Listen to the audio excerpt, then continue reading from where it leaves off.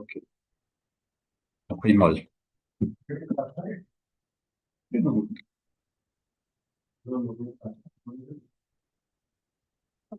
Иди сюда, специалист. Ну, треба снять экран. Все, все, все, все.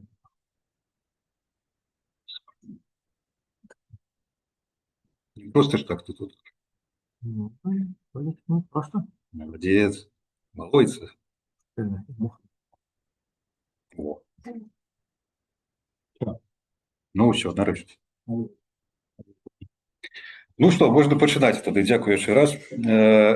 Я хотів би розповісти сьогодні про використання моделі Machine Learning у опрацовці фольклорних і етнографічних дадзених. Ну, це хоча такі будуть приклади. Я не буду шмат твори розповідати про те, які є моделі, як вони там, всілякі фреймворки, які є і так далі. Хоча я хотів би показати реально, що можна і як використовувати. Так. Ну, нам всі приклади. Невелика така агенда, про що текстовий аналіз, аналіз вияву, аналіз аудіо, некоторої заваги з моєго боку, і корисні спосилки.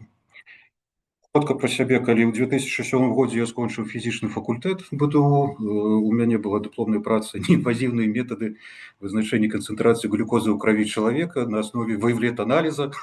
Ось у 2013 році, починаючи, я працював у Академії наук Республіки Білорусь, де фактично з'являвся технічним спеціалістом, де ми розпрацьовували базу ПФЕЛа, белорусский фольклорно-етнолінгвістичного атласа. Ну, я з'являюся технічним редактором, відповідно, атласа, який планується вийти у 2025 році. Ну, так само, ну да, він все планується і планується. Да. Ось. Ну, автор двох книг, і основний, напевно, покуль мої наукові інтереси, гэта етнолінгвістика, фольклор, комп'ютерна лінгвістика, лінгвогеографія, ну і всяка там лічбоўка архіву, і як з гэтым усім працаваць. У дадзеным дакладзе я пераважна буду канцэнтравацца на беларускай мове, ну, што зразумела. Ось. Ну, і хотя бы, прынамсі, таму, што па-ангельску шмат усяго ёсць, а па-беларуску, канешне, не так шмат інфармацыі, у прынцыпе, і самі ці мадэлі LM, некаторыя не так ужо і добра да пэўнага часу працавалі з гэтым усім. Ось, ну, давайте перейдем уже до прикладу. Ну, вот текстуальный анализ. Один из кейсов, які можна даволі хутка зрабіць, это уявіце, што у вас ёсць, да прыкладу, які-нибудь зборнік фольклорных запісаў. Звычайно, вы бачыце тут які-нибудь там ідзе тэкст, потым ідзе пашпарт. Вот, і у вас, да прыкладу, задача гэта распарсіць гэты ўсе тэксты. Можна загрузіць адразу, як вы бачыце, вордаўскі дакумент адразу замовы. Ну, у мяне тут прыклад замовы быў. Вось. Што можна зрабіць? Можна простымі прамптамі, па-першае, распарсіць увесь гэты цалкам файл, разбіць яго, да прыкладу, на асобную там табліцы, што вось тут, да прыкладу, бачна. Асобны інфарматаў можна дадаць, асобны тэксты можна дадаць. Вось, адпаведна, захаваць можна Excel, усі свой фармат, які вам патрэбна. Самае прикольнае, што пасля гэтага ўсяго можна яшчэ аўтаматычна каардынаты знайсці, то бок не трэба лазіць, шукаць гэта ўсё.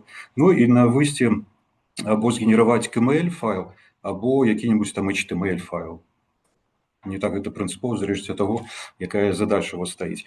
Праблема, з якой сутыкнуўся, што чамусьці не заўжды, не для ўсіх вёсак сістэма адразу знаходзіла каардынаты. Ось, ну, але для гэтага чалавека патрэбна, каб правяраць можна было, наколькі поўная інфармацыя, да, знойдзена. Вось. Можна было б гэтую задачу трошки інакш вырашыць, да прыкладу, папрасіць ChatGPT напісаць просто Python-код, які б распарсіў гэты файл, тады вам не трэба будзе ісці на сервер, або карыстацца гэтым чатам GPT. Вот і як варыянт. Ну, або ўвогуле ёсць такі падыход, RAG тэхнік. Вось, калі у вас свая база ёсць, і вы, выкарыстоўваючы сваю базу, напаўняеце тэксты. Ну, працуеце з тэкстамі. Так, зараз я пагляджу.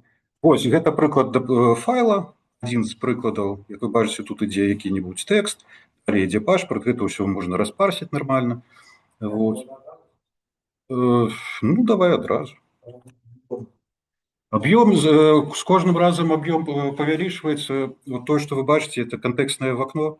І ў залежнасці ад таго, якая используецца мадэль, выкарыстоўваецца якая мадэль і якой версіі, платная ці бесплатная, плюс якой версіі там 25-го года і так далее, міні, ось, контекстныя вокны, яны розныя по памеру могуць быць. Ось. І тому часам використовується трошки інша техніка, коли використовується некалькі агентаў паралельна. У адным, да прыкладу, в акне нешта адно робіцца, у іншым в акне працягваецца праца і гэтак далее. То есть зноўку ўсё праца у тое, колькі грошай, якая падпіска ідзе і якія рэальна ставяцца задачы. Таму што ўсе дадзеныя ідуць адпаведна на сервер. І калі вы... А? Не, кажы.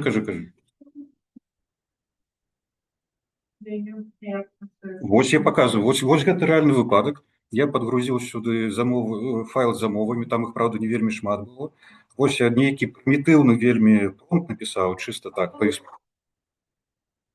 Промпт? Ну, промпт я сам пишу, конечно. Ну, вот это просто пишется промпт, да. Вось я взял просто одну замову, один з тэкстаў, вось я ему распісаў. Что такое назва будзе, что такое будзе інфармант там і гэтак далее. Вось. Такім чынам далей увесь гэты док-файл распаршчаны і эксельнік. Далі. Ну, ён тут сам ад сябе пачаў дадаваць это нейкія ключавыя словы. Вось. Ну, нейкі аналіз, такі базавы аналіз тэксту пачаў рабіць. Вось. Рэзюме тэкста адпаведна.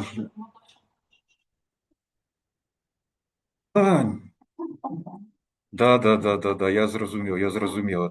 Так, это вы не бачыце тое, што бачу я, на жаль.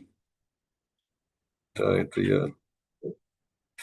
А где-то я уянков меняю, что это... Просто лепей одразу как целый экран пошарить. Конечно.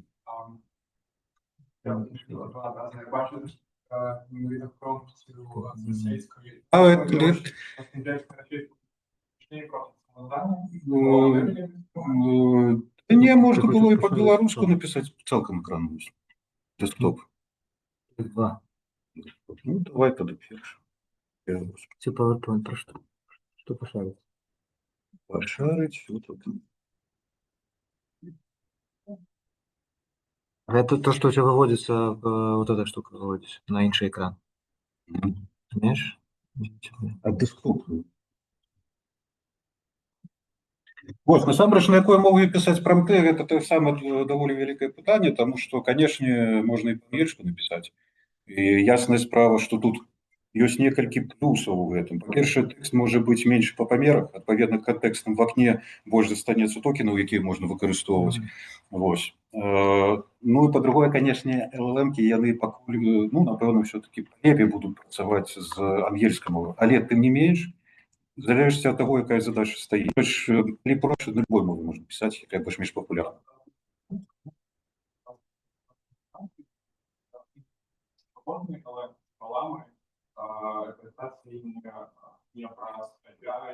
Это вот то, что я указал, это рак. Ход есть такие. Когда у вас есть своя база данных, вы как бы берете контекст со своей базы данных и досылаете уже на LLM. Вот. То бок это певная техника, что нет. Вашим ровно то, что это. Ровно? Я жартую. Супер, дякую. Да, то бок ёсць падыход такі, як рак-технік, про яку я там ужо згадаў. Вось. І да, і гэта як часто выкарыстоўваецца ў тым ліку, каб не перадаваць сваю базу дадзеных цалкам на выдалены сервер там нейкі. Вось, то бок. Ад таго, якую мадэль выкарыстоўваць, таксама тут зноўку паўтаруся, што залежыць ад задач. Задачу можна проста разбіць, і каб кожны агент, які ёсць, выкарыстоўваў маленькую частку. Тады кантэкстнае вакно як бы захаваецца, да, колькасць токенаў захаваецца. І тады можна будзе, ну, просто декомпозицию задачи зрабіць. Какие разумные слова. Вот, что я хотел показать. А вот это я загрузил текст. Вот это примитивно абсолютно нейкі там пункт я сюда задал. Ну, ладно. Ладно. Ну, нічого. Не, давайте далі, давайте дискусія потім буде. Вось, адпаведна, вось ідзе тэкст нейкі, вось ідзе пашпарт. Я указаў, якую табліцу стварыць, да, што вот гэта пашпарт, там гэта найменне ідзе і гэтак далее. Эксельнік ён мне зрабіў, далі нейкі тут ад сябе дадаў інфармацыю, які ключавыя словы, рэзюме тэкста. Вось. Ну, вось, адпаведна, вы бачыце, што выкарыстоўваем Яндекс.Мапу і Вікіпедыю, каб знайсці координаты пунктаў населеных. Вось. І далее. Ну, это вот он усё фактычна паказвае катэгарызацыю гэтых замоўных тэкстаў. Ясна, што я тут некалькі толькі взял, і по-добраму можна у вялікім рахунку ўсю кнігу можна так распарсіць. Вось, адпаведна, такая табліца ствараецца аўтаматычная. Ну і вось я яму сказаў, што там зрабі на Maps Google карце, ну, маркеры паставь. Ну, вот ён паставіў, тут прымітыўна нейкая па хуткаму карта зробленая. Я ж кажу, усё сам. Вось, вот, Беларусь, маркер HTML. Усё, што ёсць, это ўсё аўтаматычна праз ChatGPT можна зрабіць. Ад пачатку і да канца. Зноўку я паўтаруся, што можна было HTML, но я зрабіў HTML, можна было KML файл, тады можна спакойна загружаць у Google Maps там дзе заўгодна, можна SHP файл, тады можна выкарыстоўваць ArcGIS, QGIS, там сістэм розных і так далее. Вось. Ну, гэта вось адзін з такіх прыкладаў, які я хацеў паказаць. Давайте пойдем далее, часу не так шмат. Другі прыклад, это ўжо, канешне, больш для працы з тэкстамі. Это, як мы ўжо бачылі, это можна ключавыя словы задаваць, аўтаматычна, каб ён задаваў, матывы можна задаваць, можна сваю базу зрабіць матыўную і ім ускарміць, сказаць, вось такія матывы, такія характарыстыкі гэтых матываў, і тыя тэксты, якія ў цябе там я табе загрузіў, зрабі мне аўтаматычна катэгарызацыю па тым, што я табе даў. Да прыкладу. Можна усялякія там строіць mind maps. Было одно пытанне, здаецца, у інтэрнэце наконт матыва, што калі ёсць нейкі невялікі тэкст, ці можна, да прыкладу, дабудаваць гэты матыў, да? Дабудаваць тэкст. У прынцыпе, гэта можна зрабіць, але трэба разумець, што гэта тады як бы псеўдатэкст будзе, псеўдаматыў, таму што ён будзе будавацца на аснове тых дадзеных, астатніх, якія падгружаны былі. Вось. Ну, адпаведна, можна рабіць розны лексіка-семантычны аналіз, структурна-семіятычны аналіз, класіфікацыю і, ну, генераваць розныя тэксты. Вот это, да прыкладу, адзін з варыянтаў, была рэцэнзія на мой артыкул. Па левы бок вы бачыце рэцэнзію ад чату GPT, па правы бок чалавечую рэцэнзію. Вось. І калі так паглядзець, насамрэч, чат GPT у чымсьці нават лепей зрабіў, чым чалавек рэцэнзію. Больш падрабязна пісаў і, ну, нармалёва. Лексіка, семантычны аналіз, як я ўжо казаў, што, да прыкладу, ёсць вялікая колькасць там тэкстаў пра русалак. Можна, каб ён аўтаматычна матывы нейкія, праходзьце, калі ласка, можна, каб аўтаматычна матывы нейкія вылучыў, ключавыя словы падабраў, дублікаты з тэкста прыбраў і гэтак далее, і гэтак далее. Вось, да прыкладу, вы бачыце, какие рэлігіёзныя персонажы указваюцца в даных тэкстах. І вось там ён прайшоўся па ўсім гэты Word-файле, які я вам паказваў пра замовы, і вось зрабіў такую падборку персонажаў, якія сустракаюцца. Можна жывёл выбраць, там, не сутнасць. Это, ну, як у вас там фантазія якая будзе. Зараз покажу.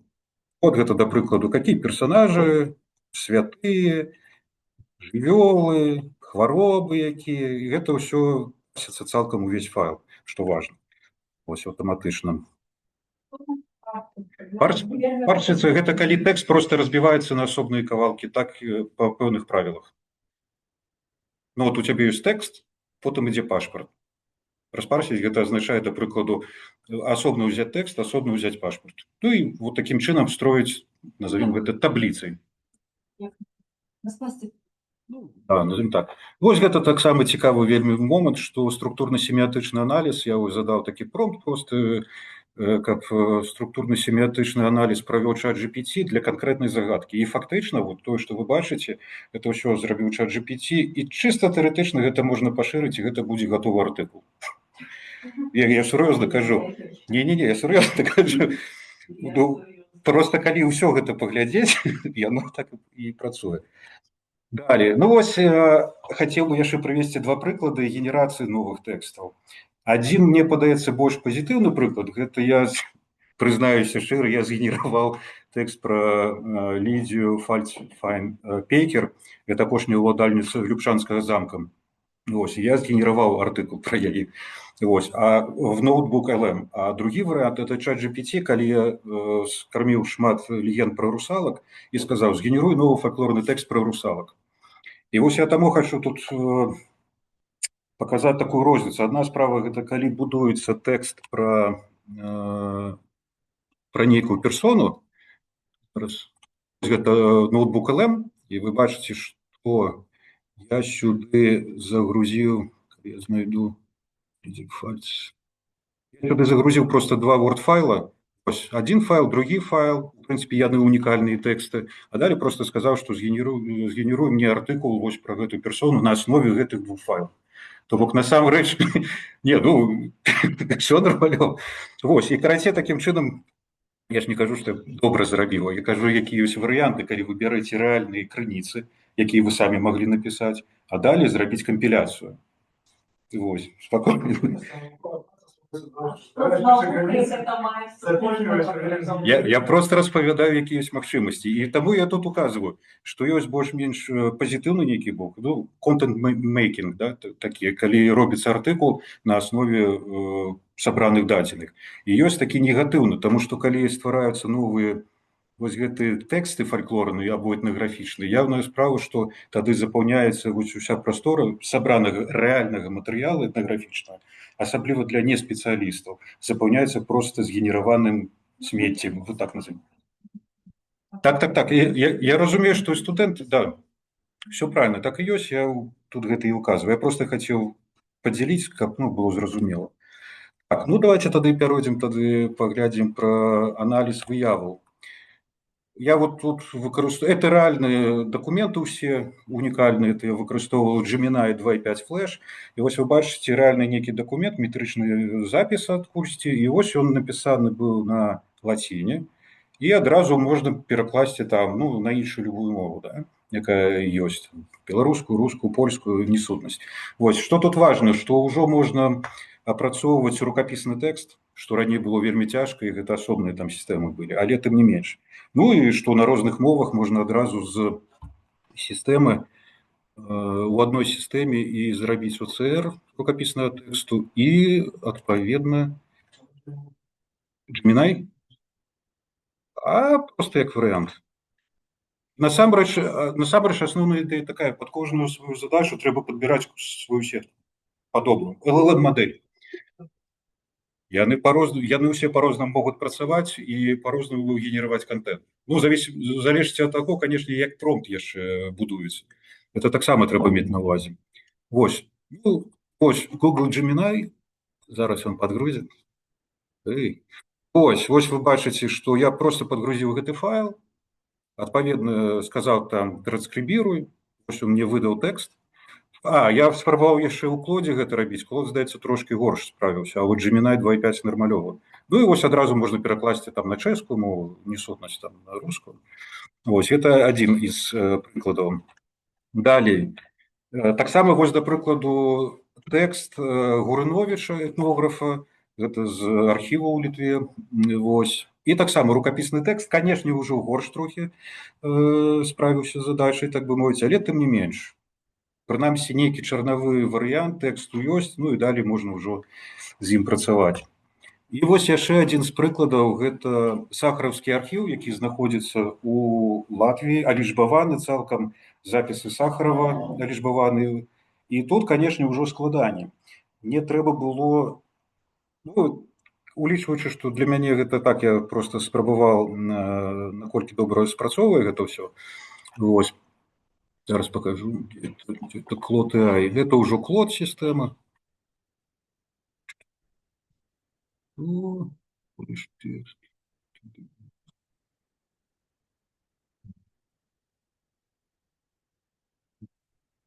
Зараз хвилину вибачаюся. Тут мне ўжо трэба было спачатку загрузіць некалькі файлаў, якія я ўручную транскрыпцыю зрабіў, і пісаць яму пастаянна запомні правільную транскрыпцыю і выкарыстоўваць далей, каб новы файл, які я загружу, ты транскрыбуеш яго. І вось так трэба было зрабіць некалькі ітэрацый на розных файлах, каб яго трошкі падвучыць. Ну, насамрэч, канешне, калі гэта лакальна настроіць, гэта наладзіць всякія LLM-кі, я думаю, што, канешне, это будзе значна лепей і зручнее. Ну, і бачыце, тут, да прыкладу, ён спачатку спрабуе там транскрыбаваць тэкст, далей нават указвае нейкія асаблівасці, там фальклорныя, там дыялектныя формы і так далее. Насамрэч можна указаць, каб ён чыста транскрыбацыю зрабіў, транскрыпцыю тэкста і ўсё, каб не было этого смецця. Таму што это ўсё будзе забіваць кантэкстнае вакно, а нам гэта не вельмі добра. Вось. Так. Зараз. Раскопваю шмат усяго. Ладно. Проходьте, калі ласка. Да, ну и вот, ну, вот тут я указываю яшчэ, что якія праблемы могуць узнікаць закон того, что гэта language large model system, адпаведна сістэма спрабуе часам, калі робіць транскрыпцыю, дадаць ад сябе частку тэкста. Вот, то бок яна лічыць, што ага, это вот такое слово, значит, за ім вот такое слово, да, то бок такі токен, значит, потым такі ідзе. І гэта, конечно, канкрэтна для УЦР рукапісных тэкстаў, ну, не вельмі добра. Так што ёсць вось такія хібы. Ну і ясная справа, што зноўку гэта можна вось палепшыць, калі выкарыстоўваць вот это RAG technique, да, Retrieval Augmented Generation, і фактычна я думаю, што тады значна будзе лепей, і ўжо на большым аб'ёме дадзеных можна ўсё гэта апрацаваць. Яшчэ одна вельмі спецыфічная трошкі задача такая, гэта можна паспрабаваць зрабіць 3D мадэль, да прыкладу, з тапаграфічнай мапы. Але тут, конечно, ўжо трошки складаней, і ну, тут это ўжо, конечно, это я так хутчэй гуляўся, і трэба разбірацца з гэтым. Але тым не менш, сістэма яна спрабуе гэта ўсё рабіць і ўсё апісвае. Давайте я покажу, як гэта ідзе. Загружаецца просто, да прыкладу, кавалак мапы, потым ён просіць указаць маштаб, да прыкладу, які ёсць, і далей там сам прапановвае, што ён можа з гэтым зрабіць і як лепей могу з гэтым зрабіць, у якім фармаце. Вось такім чынам можна атрымліваць, ну, такую, канешне, пакуль вельмі грубую 3D-мадэль. Ну, але і я не указываў канкрэтнай дадзенай. І гэта тапаграфічная мапа пачатку 20-го стагоддзя РКК, напэўна. Вось, так што так трошкі цяжкавата магло пайсці. Яшчэ вось пра што я хацеў распавесці, гэта пра фейк-дэйта, якая генеруецца вось всякімі гэтымі LLM-камі або diffusion model. Праблема ў тым, што зноўку, як вы бачыце, там вось згенераваны дудары, вось. Гэта, напэўна, Віталій Воранаў зрабіў, вось. А гэта тут ужо, гэта ўжо я, конечно, зрабіў. Я просто ўзяў фактычна арыгінальны гравюру Плоскага, вось, і сказаў, што тыпу зрабі-ка мне яго ў такім стылі, і ў якім стылі зробім Нагінскі. Вось, ну і потым сумясціў іх. Вось, і да чаго я просто это ўсё кажу, што фейкі, яны, канешне, ну, не вельмі добрую справу робяць для навукоўцаў. Можа быць, там для навучання кагосьці там паказаць, што такое можна зрабіць, ну, можа і нармалёва, але узнікае іншае пытанне, як я ўжо указваў, што трэба маркіраваць тады абавязкова дадзены, што гэта штучна згенераваны аб'ект, да, артефакт какой-то, неважно, это музыка, тэкст, выява. І гэта вельмі вялікае пытанне, таму што а хто тады аўтар гэтага ўсяго? Чалавек ці людзі, якія загрузілі, ці хто? Вось. І адзін з варыянтаў, дзе спадабаўся, калі кажуць, што чалавек тады ўжо не аўтар, а прадзюсар, тыпу, што ён як прадзюсар, ну так, так, што ён як бы такі прадзюсар, які выкарыстоўвае вось гэтыя LLM-мадэлі розныя, і не толькі, ну і генеруе новы матэрыял. Вось, ну насамрэч, канешне, мне вось такога тыпу фейкі звязаны менавіта як дударства, такі, мне падаецца, гэта, канешне, небяспечна, бо не спецыяліст, ён, канешне, адразу прымець усё на веру, і это, канешне, праблема будзе. Гэта просто праблема. А які яе бок, давай уже не будзем разглядаць. Да, і вось, напэўна, яшчэ адзін цікавы для фалькларыстаў, канешне, у тым ліку, гэта праца з аўдыёзапісамі. Я вось хацеў указаць, што у красавіку 25-го года выйшла сетка Gemini 2.5, якая вельмі добра пачала рабіць транскрыпцыі беларускамоўных тэкстаў. Плюс, можа нават трошки раней, плюс на YouTube з'явіліся subtitles, подпісы па-беларуску, што таксама гэта прарыў. Вось. Апроч таго, літаральна вось 10 верасня я чытаў, што дагэтуль інвестары гатовы укладацца менавіта ў LLM-кі і розныя гэтыя machine learning systems, якія працуюць менавіта апрацоўкай голасы працуюць. Это вельмі важна, таму што, ну, это вельмі шырокі спектр задач, якія можна рабіць. І цяпер трошачкі я пакажу потым, як і што.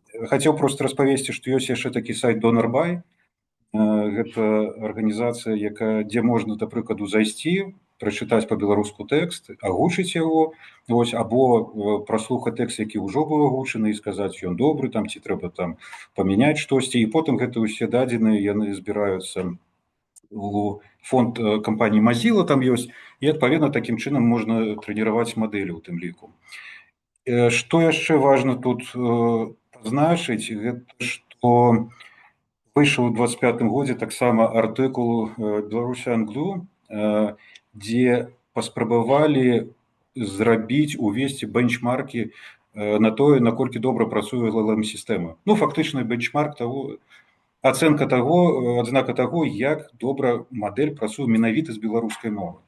Тут важна зазначыць, што раней гэта ў прынцыпе не было. То гэта фактычна як і навуковая праца, так і прыкладная у некаторай ступені. Вось. Ну і апроч вось, то я указываю, это ноутбук LM, вось, ёсць Whisper ад OpenAI, Assembly AI, Revcom і астатнія. Але насамрэч можна карыстацца нармалёва. Да, але ім не абавязкова карыстацца, іх толькі калі лакальна не ўсталёўваць. Вось, прасцей зайсці на ноутбук LM, аўдыо. Вось, да прыкладу, я проста загрузіў нейкі файл аўдыо, і вось ён, просто там чалавек задаваў пытанне па-руску, і яму адказвалі, як вы бачыце, там па-беларуску. Вось. Адпаведна, што тут можна зрабіць?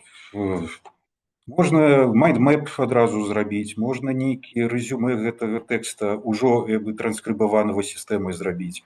Вось, можна зрабіць нават падкаст адразу, беларуску прычым. Вось, я спрабаваў на розных файлах, рознай даўжыні, ну, да прыкладу, карпацкі фальклор я калісьці запісваў. Адпаведна загружаецца файл, вось, ну і далей там пашыцца гэта ўсё, і вось нейкі тэкст ужо ідзе. Там са мной размаўлялі часткова па-украінску, часткова па-руску, вось, але тым не менш вось гэты тэкст ёсць, і як такі чарнавы варыянт таго, што можна далей выкарыстоўваць, да прыкладу, для пошуку нейкіх па ключавым словам, для падрыхтоўкі рэзюмэ, можа, па вылучэнню матываў, там і гэтак далей. Это ўсё можна зрабіць. Ну, як вы бачыце, вот, фактычна сістэма сама адразу і рэзюмэ вяла тут. Не, спачатку ідзе транскрыбацыя тэкста з аўдыотэкст, а потым ужо сістэма працуе з тэкстам. Як бы две стадыі.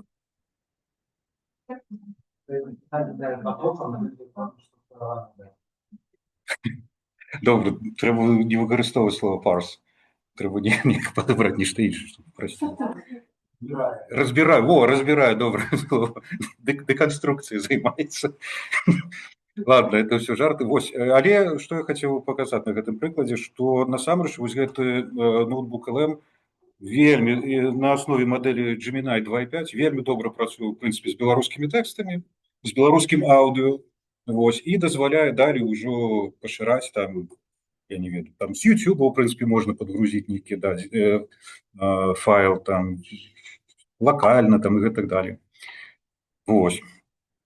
Можна, ясная справа, разметку адразу указаць, што там стаў мне там хвіліна, дзе там які тэкст пачынаецца, запісы. Бесплатна. Да.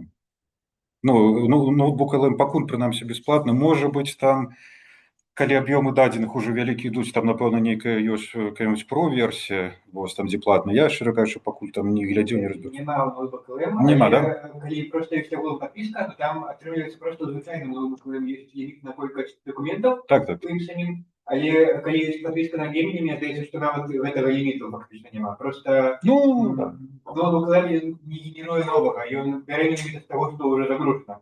І гэта найменш крэатыўная LM-ка, і гэта менавіта і фіша артабук. Яна не галюцыніруе. Разумею, так я яшчэ не паказваю, што яна генеруе нешта, я паказваю, што яна транскрыбуе аўдыо. Ну добра, да. Да, ну вот, дзякую за завагу. Вось, можа, яшчэ нейкі заваг ёсць? Бо я працую на Вікіпедыі, там вельмі цікава сказаць, што я прыйшоў крыху пазней, але цікава будет. Добра. Так, давайте далей тады пойдзем. Ну, тут, у прынцыпе, такія агульныя рэчы, якія я пісаў, Я думаю, что вы это будете ведаць. Асноўная ідэя ў тым, што нельга давяраць гэтым сістэмам цалкам, трэба заўжды правяраць гэты контент, таму што генерацыя ідзе з памылкамі часам, ёсць галюцынацыі, так званыя, а ёсць зусім нядаўна знайшлі адзін з перакладаў інтрыгі тыпу, калі LLM-ка дзеля спрабавала прайсці тэст горш, чым яна могла бы прайсці. Вось, гэта зусім новая штука, это ў верасні літаральна 20-х там ці калі пісалі. Што вы усміхаецеся так? Ёсць каментар? Ну нет, это называется уже несколько годов такое. Нет, ёсць галлюцинации, а ёсць то, что называется интриги. Это две разные вещи. Типа подманывать. И подманывать не галлюцинация, а то, что это литерально не технично правильно сказать. Особенно креативные. Я думаю, вы это можете сказать распрацоўшчыка OpenAI, потому что это артыкул з их сайта. Это не я придумал. Вось. Ну і што тут, нейкія абмежаванні, якія ёсць, гэта ясная справа, што ў зрэшце ад таго, якая краіна, па-рознаму могуць сістэмы працаваць, дзесьці могуць не даваць некаторай інфармацыі, як у Кітаі, там, да прыкладу, расійскія нейкія сеці. Вось. Потым ясная справа, што ў некаторых проста не будуць працаваць сістэмы. Далее асобнае пытанне, гэта, канешне, аўтарскія правы і захоўванне персанальных дадзеных. Я вот тут спіс прывёў розныя, там нейкія амерыканскія, там, напэўна, што нямецкія ёсць. Вось. Ну і вось, як прыклад, 8 верасня Клод павінен заплаціць 1,5 мільярды кампенсацыі за парушэнне аўтарскіх правоў. Это вось літаральная інфармацыя вераснёўская, так бы мовіць. Вот. Ну, в прынцыпе, гэта такі асноўныя могуць. Да, вот я казаў пра скімінг, это верасень, 17 верасня артыкул быў. Про то, что называется интриги, это LLM. Ну, некоторые рекомендации, я думаю, что яны самые простые, базовые, что трэба под свою задачу подбирать моделька, якая потребна, что лепей выкарыстоўваць мультиагенты, что вы эксперт и вы оцениваете, наколькі это добра працуе, нельга там адразу карыстацца и на веру ўсё прымаць. Вось. Ясна, што ўсе гэтыя сістэмы яны даюць нейкія генераваныя тэксты або сартыраваным схібамі могуць тэарэтычна даваць. Не заўжды трэба перанасышаць дадзенымі сістэму. Таксама могуць быць з гэтым праблемы. Нужно эксперыментаваць промптамі, прычым можна самой сістэме напісаць прымітыўны промпт, а потым сказаць: «Вось, зрабі гэты промпт яшчэ лепей», як варыянт. І яна зробіць яго яшчэ лепей. Ну, а яго можна либо ў гэтай жа чаце выкарыстоўваць, ці там у нейкім іншым перайсці. Потым выкарыстоўваць RAG тэхнік, калі спецыфічныя нейкія задачы стаяць, дзе можа быць шмат каштуе штосьці, ці нельга выкарыстоўваць дадзеныя, дасылаць на сервера. Можна просто папрасіць зрабіць код на Python, Java, C-Sharp, неважна. Ось, адпаведна, ўжо яго выкарыстоўваць. Ну, але такім чынам задача ўсё адно вырашаецца. Ну і па магчымасці часам добра выкарыстоўваць ужо натрэніраваныя open-source мадэлі, лакальных проста разварочваць. Ну, некаторыя палезныя карысныя спасылкі. Ёсць такая корпус BAI, гэта распрацоўка ад інстытута штучнага інтэлекту ў Беларусі, я забыўся, як называецца, вучаюсь. Вось, там цэлы партал, дзе можна зайсці, там розныя сервісы ёсць. Далей ёсць асобны партал, гэта BelAI BAI, дзе распавядаюць пра розныя падзеі. Это ўсё па-беларускі, ну, беларускі кантэкст, дзе распавядаюць, да прыкладу, што новага з'явілася, нейкія падзеі, якія адбываюцца. Ёсць вельмі такі прыемны, цікавы падкаст, это «Каласы па серпом шы». Вось, я гляджу, чалавек ужо ведае, да?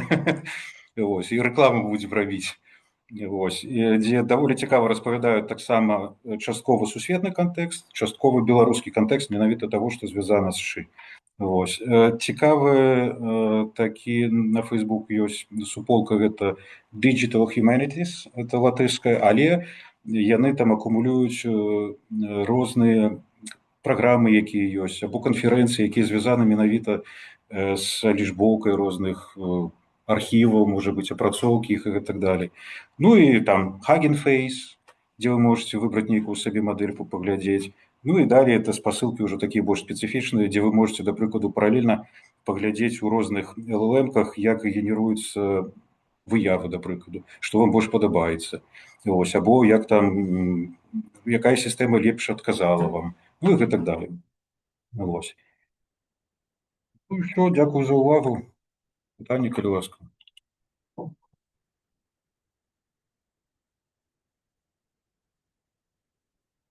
Пытанне можа я веду, у вас есть пытанне. Не, вось. Нема пытання.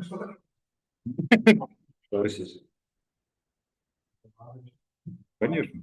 Ну, депутат, ви просто сказали, я працював доволі шмат у лінгвістичному контексті даних допомоги, тому що вводний спосіб аналізу тексту в тексті, який не не був, і використовуючи різні методи, виходили там різні галенки, галама. Как могу сказать, что все-таки с великими объемами информации часто более часто для них креативного анализа, на любого там биологов, одного немецкого контексту и анализ, ну, короче, я выбираю, когда будет отсутствие снеги для якостного анализа, ну, и это представить меньше объем информации, где нравится теперь, что он Ну так. За два місяці шлюб міняється, не сподіваюся. Ну так, дякую, да. Да, тому я і кажу, що добре використовувати мультиагентність. Каб на кожного агента конкретну свою декомпозицію задач зробити і розкидати, каб яны там уже послідовно. Ну,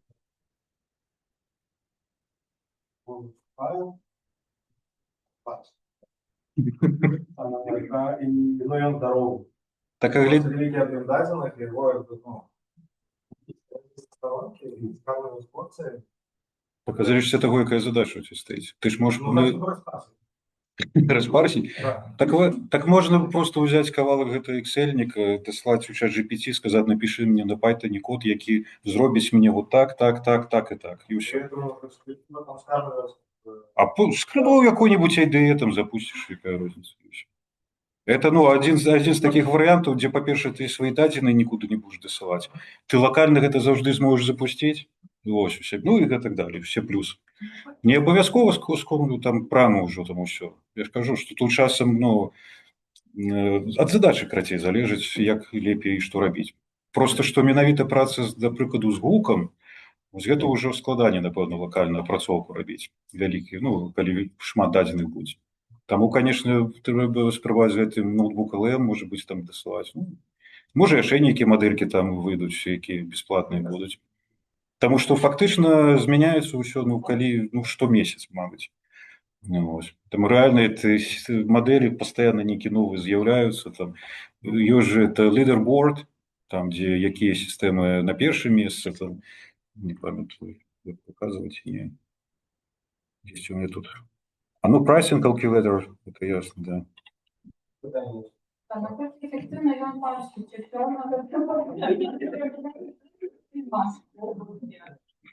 Ну, добре, запишем, бачить. Да, вот я хотел просто показать, что вот есть лидерборд такие. Это один из прикладов, где вы можете поглядеть, який размер контекста в окна, які там, якая модель, компанія, яка розпрацьовує, ну і так далі, і так далі. Це один з прикладів, таких можна, я думаю, ще знайти. Я подавляю меня однозначно, потому что чомусь все вельми часто використовують той же код для коду, и что для текста я не верю. Хотя в моем досвіді, типа, код четвертый для текста, ну, для меня працює хіба найлепше за інші моделі. Тому тут просто суб'єктивно може залежати спектр задач. Так, менавіта так, я абсолютно згодний, і тому і зараз хвилину, і тому я і казав, що під кожну задачу треба підбирати свою модель. Причому не тільки саму модель, там, наприклад, Gemini, а яшчэ і версію внутры Gemini. Потому что недавно ж было з ChatGPT 5, што пачалі скардзіцца, што ён перастаў, што душу нейкую цеплыню згубіў, што верніце нам ChatGPT там 4. Не, я серьезно кажу, что пошли писать корыстальники, верните нам старый ChatGPT, с кем можно поразмовлять, да. А, зараз питання у вас було. Вибачайте, що я знову даю коментарі. Там у вас була така задача зробити мапу, ну, щоб попрацювати з мапою топографічною. І, ну, ось ви сказали, що можна зробити 3D-модельку, і показали, як це робить ChatGPT, але насамрэч це можна вживати, і, ну, коли передо мною стояла задача зробити 3D-модель з этой топографічної мапи, каб я пазней вживати, ні, я би Учитывая, навучыў гэты час, прычым амаль любы час, па гэтых колерах, бо ну, тапаграфічныя мапы вельмі канкрэтныя колеры зашытыя вышынь. Конечно. Можна адрозніць, якая вышыня. Каб ён стварыў мапу вышыняў літаральна, якую можна потым уже імпартировать у 3D-софт, ну, там, Blender, что-то такое. І, ну, агулам з АІ галоўнае проста ведаць, якая задача, потому что калі ёсць нейкая задача і няма разумення, як її зрабіць, можна заўсёды запытаць, і АІ падасць 100-500 ідэй, як гэта можна зрабіць, і там уже можна штось дакруціць і вынесці. Я абсолютно згодны, і я про гэта кажу уже паўгадзіны. Я абсолютно згодны, без пытання, да. Я правильно можно? Я скажу, что ожидание, это будет университет, я буду на консультацию.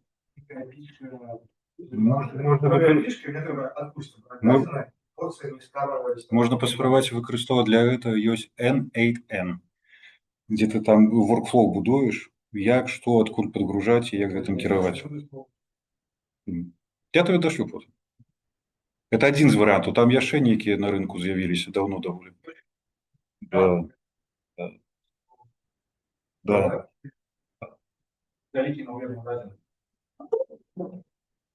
Ну, адзін з это рак, да прыкладу, ёсць вось гэты падыход. Потым табе, я думаю, што это не ўсім. Ладно, давай фото ты патлумачу. Яшчэ можа пытанні нейкія ёсць? Конечно, філасофскае супер. Программисты, которые именно в бетоне, могут что там...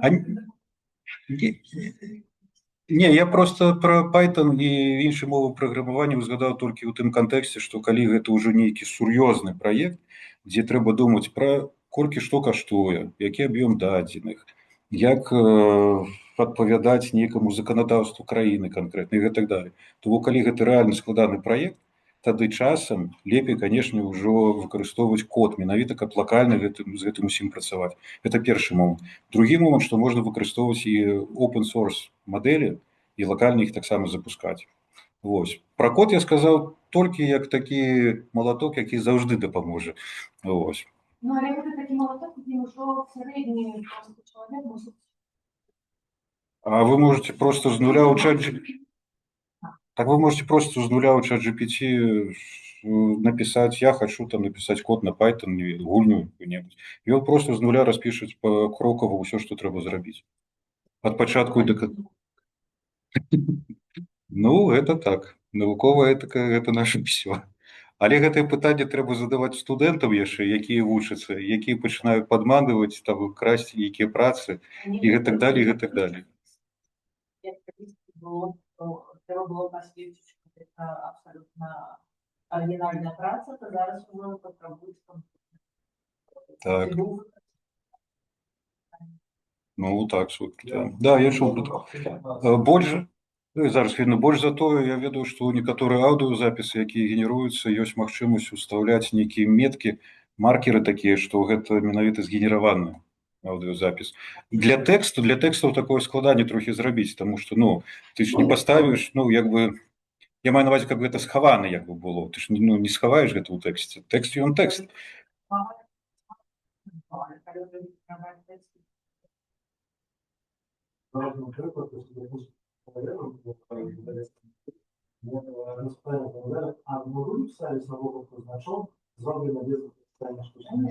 Оборотная история. То, что зроблено, що не використовувалося. Без LLM тоді треба писати значок такий. Зроблено натуральними мозгами.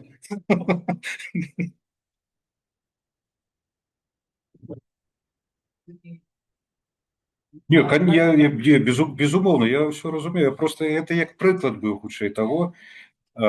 Ну, Серйозне питання повстають. Менавіта так. І дякую вам.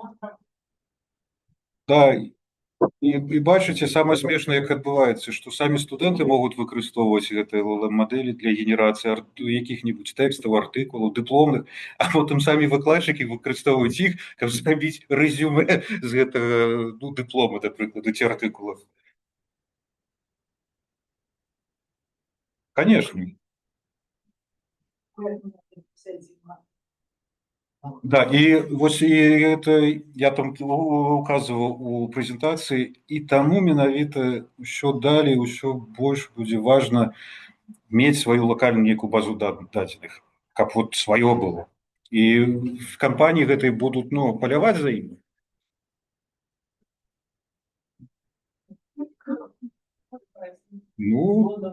Ну так, так, так.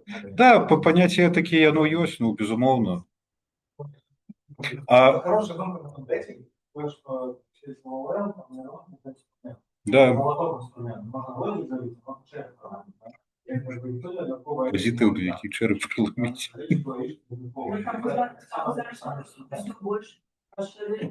Все больше частей з'являються якраз такі різні майстер-класи, і так далі, ви постійно використовуєте, як використовуєте. Там вже много вже артикулів з'явилося.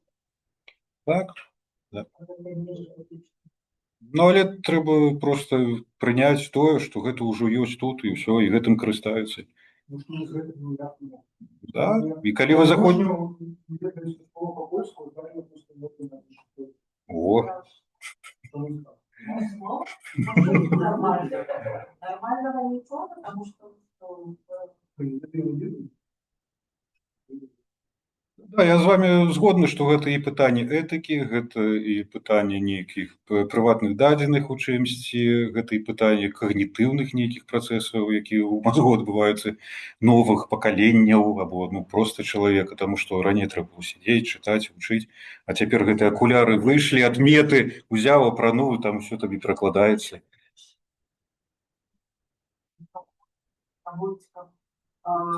науковую роботу там досягнення своїх публікацій віддавати громадству, правда? А з другого боку, ну, коли я свою базу, що я змящу, і потім як хто захоче, той возьме і навіть не заікнеться, правда, чи його віддається.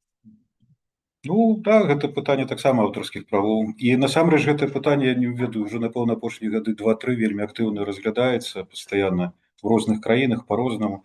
Але я ведаю, што на тэрыторыі Беларусі цяпер, на тэрыторыі Беларусі, што кажу, у Беларусі, я просто прызвычаюся, калі пра розныя запісы фальклорныя казаць, дзе якая вёска там, вось.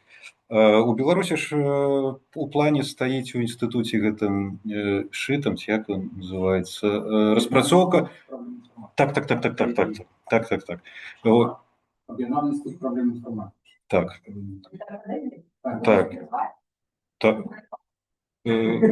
Да. Вось я просто што я хацеў сказаць, што ў іх па плану стаіць вось ужо распрацаваць галасары тэрмінаў, каб можна было далей ужо распрацоўваць законы, як далей узаемадзейнічаць, мовна кажучы, з гэтымі мадэлямі рознымі, як гэта ўсё рэгуляваць на ўзроўні. І вы бачыце, у Беларусі таксама. Так што хутка з'явяцца гласары.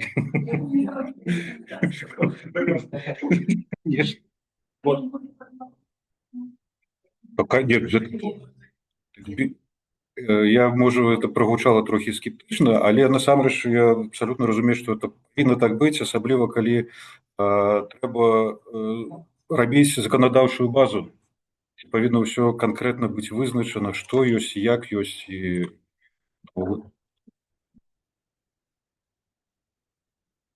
Ну, я шырока кажучы. Вось, я хацеў вам паказаць гэты корпус бай, тое, што распрацавалі ў інстытуце. І от тут ёсць розныя сервісы, якія яны выкарыстоўваюць. От мне было цікава таксама гэта вызначэнне паталогіі голасу, тое, што мы распавядалі, што вось гэтыя асаблівасці, у прынцыпе, можна выкарыстоўваць, магчыма, для рэканструкцыі аўдыёзапісаў, або рэканструкцыі, або развіцця, там, ну, паглядзець, як там магло бы гучаць.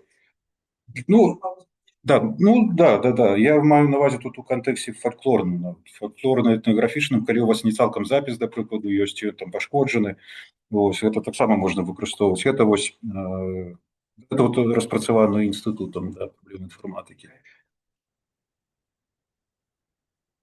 Я не разбіраўся, я шчыра скажу, тут паглядзі, колькі іх тут розных, гэта API, я просто, у мяне не было часу яшчэ і сюды лезці. Ну так, по ідэі так, да. З 26 выкананых пунктаў, якія указаныя на сайце інстытута праблем інфарматыкі, 4 пункты, здаецца, толькі належаць менавіта таму, што звязана з мовай. Вось. З іх 2 пункты датычныя корпуса BY, і яшчэ 2 пункты датычныя да агучвання па-беларуску гіда для музею ў Берасці. Вось. Астатнія там ужо распрацоўкі звязаныя больш там з космосам, там штосьці там лазер, ну, карацей, з тэхнічнымі больш дысцыплінамі. Вось. Ну і вось гэты сайт таксама пакажу, это беларускі сайт платформы штучнага інтэлекту. Вось, можете, у іх ёсць тэлеграм, у прынцыпе, канал, можна там шукаць інфармацыю, глядзець. Вось. Ну і тут нейкія навіны пастаянна пішуцца, можна азнаёміцца. Таксама ёсць цікавы тэлеграм-канал, дзе юрысты сядзяць і спрабуюць выкарыстоўваць, калі мы будзем вяртацца да гласарыя, там да этыкі, дзе юрысты сядзяць і разважаюць, ну, або дзеляцца паміж сабой інфармацыяй, як можна выкарыстоўваць LLM-мадэлі ў юрыспрудэнцыі. Вось. Таму што ёсць такое пытанне, што тыпу, а можа юрысты і не патрэбны, калі ўсё LLM-ка можа згенераваць, зрабіць, знайсці. Ну, яны кажуць, што не, што гэта проста інструмент, якім трэба умець карыстацца. Вось. Ну і так ёсць некаторыя беларускамоўныя менавіта суполкі па працы з LLM-сістэмамі, ну, machine learning, можам так называць. Вось. У прынцыпе, іх даволі шмат, так што вы заўжды можаце знайсці дадатковую інфармацыю і там. Вось. Яшчэ, можа, нейкія пытанні? Ужо засумавалі. Добра, тады ўжо шмат часу. Дзякую вялікі, што вы сёння прыйшлі. Вось, спадзяюся, вам было цікава, што вы не дарма згубілі свой час. Що тады? Дзякую, до сустрэчы. А, добра.